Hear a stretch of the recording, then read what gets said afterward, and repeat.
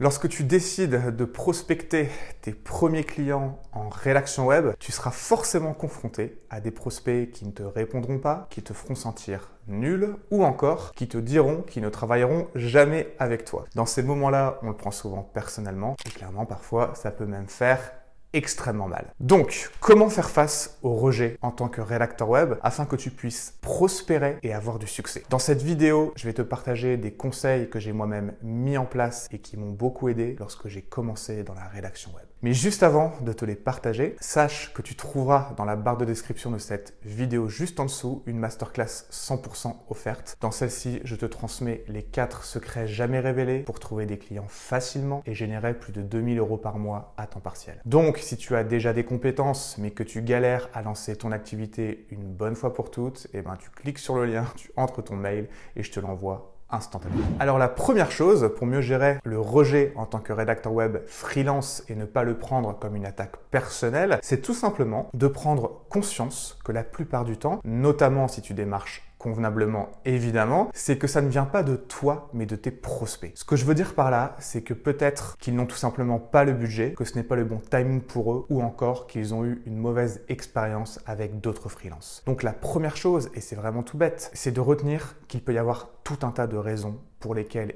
ils ne te répondent pas ou qu'ils te disent non. Donc surtout, ne le prends pas personnellement, c'est une perte de temps, une perte d'énergie. Prends plutôt ça comme une force supplémentaire justement pour avancer et te dépasser. La deuxième chose pour mieux gérer le rejet en tant que rédacteur web freelance ou en tant que freelance tout court d'ailleurs, c'est d'apprendre à gérer ses émotions. Alors, il y a une méthode pour ça, notamment en travaillant sur son subconscient. Mais déjà, ce que je peux te dire, et je te l'ai évoqué brièvement juste avant, c'est de prendre le rejet comme une raison supplémentaire pour se remettre en question et continuer d'avancer. Et surtout, je te garantis que je ne connais personne qui ait réussi dans un domaine quel qu'il soit et qui ne s'est pas fait rejeter. Ça n'existe pas, c'est normal et ça fait partie du process. En ce qui me concerne, ce qui m'a permis de devenir un rédacteur web prospère et épanoui, c'est justement ça. Ça m'a poussé à me remettre en question et à tester toutes les méthodes de prospection possibles et inimaginables. Et puis, plus tu vas te faire rejeter, plus tu vas te rendre compte qu'en fait, ce n'est pas si mal. C'est ce qui va te permettre de progresser, mais pour ça, bien évidemment, et c'est aussi important de le comprendre, c'est qu'il faut toujours s'efforcer de voir le positif et non le négatif. Ça, je t'en parle juste après, mais quoi qu'il en soit, je te souhaite simplement de te faire rejeter le plus possible. Et si ce n'est pas le cas, c'est sans doute que tu ne passes pas assez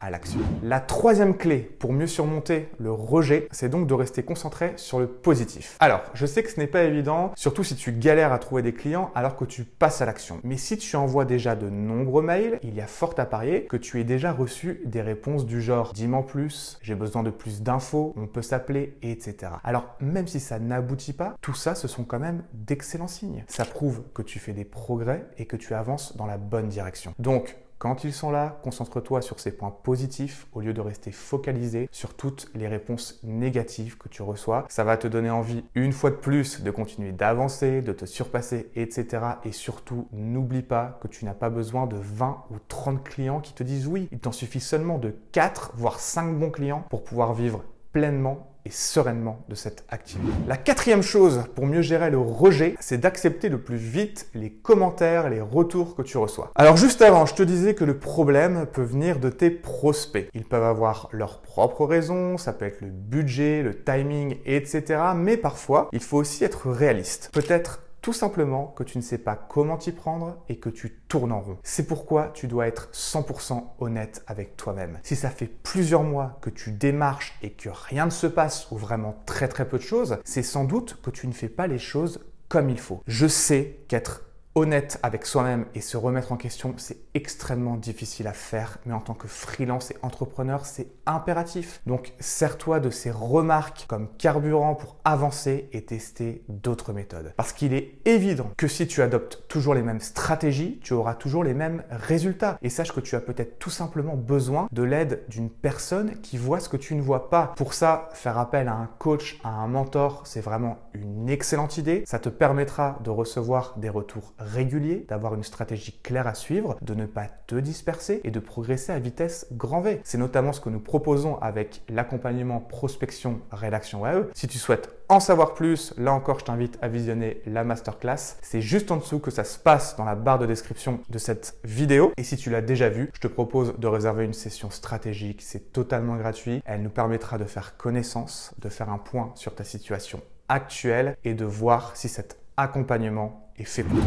La 5e clé pour mieux gérer le rejet, c'est de se fixer des attentes réalistes. Ce que je veux dire par là, c'est que lorsqu'on commence à se former, on est plein de motivation. On se dit, je vais me former et après les clients vont venir tout seuls, ou encore être freelance, c'est la meilleure manière d'être libre le plus vite possible. En seulement 3 semaines, je vais trouver mes clients et gagner 5 000 € par mois, je vais pouvoir voyager où je veux, ça va être génial, etc. Bref. Tu vois le genre. Pour tout te dire, je pensais également ça à mes débuts, mais clairement, j'étais complètement à côté de la plaque. Je n'étais pas du tout réaliste. Et ce qu'il faut bien comprendre déjà, c'est que comme toute entreprise qui se crée, ça peut prendre un certain temps avant de la développer. Surtout, évidemment, si on ne sait pas du tout comment s'y prendre pour vendre et trouver des clients. Je veux te faire prendre conscience qu'être motivé, c'est juste génial. Mais si tu as des attentes trop grandes, comme vivre pleinement et sereinement de la rédaction web en 3 semaines et gagner 3 000 voire 5 000 € par mois direct, tu risques d'être déçu. Donc, ce que je t'invite à faire si tu commences à démarcher, c'est de te concentrer sur de petites choses, comme l'envoi de 10 mails de prospection par exemple, ou encore l'acquisition d'un client, un article de blog payé, un premier rendez-vous téléphonique,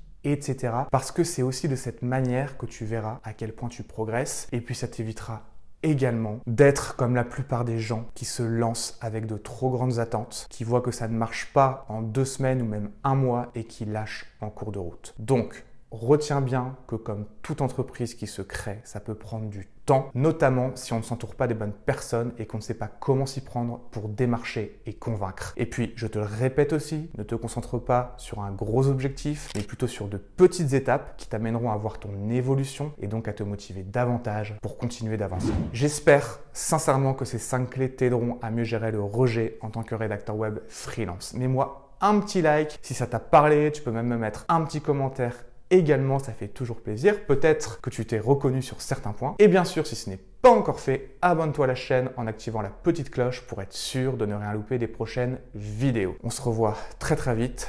Prends soin de toi. Bye bye.